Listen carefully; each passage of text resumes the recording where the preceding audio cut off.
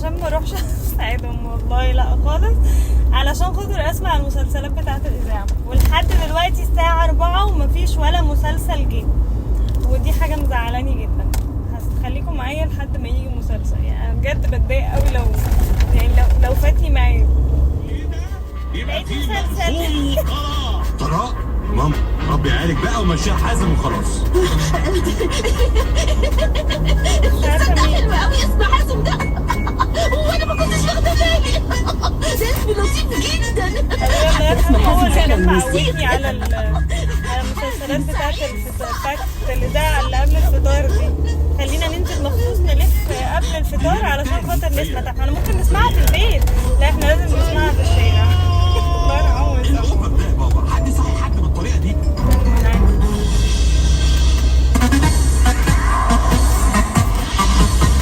مش لازم حازم.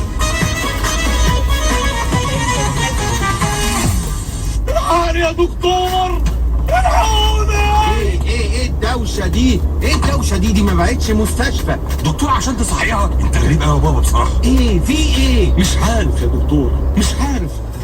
يلا موبايلك يا حبيبي انت وهو كده. مسلسل موبايلك يا نجم، موبايلك يا هندسه، موبايلك يا اموره، موبايلك يا امور. انا مش امور، انا اسمي مازن على فكره. انا اموره بجد. Thank you so much for the compliment. ده انت اموره ومستهبله كمان.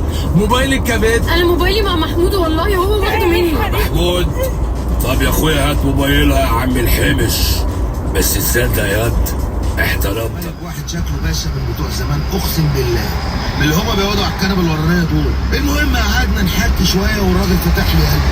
طلع شغال ايه بقى؟ ايه؟ طلع صاحب سلسله مطاعم في الساحل، اقل واحد فيهم يدخل له في 10 مليون مرتاح. ايه ده؟ ايه الكلام ده؟ صاحب سلسله مطاعم ومعهوش عربيه وطلب تيتي؟ انت بتصدق اي حاجه يا صبحي؟ ما انا جاي لك في الكلام. انا سالته نفس السؤال، قال لي انه جاله اللهم احفظنا مرض في الاعصاب بيمنعه من السواقه، ولف على دكاتره العالم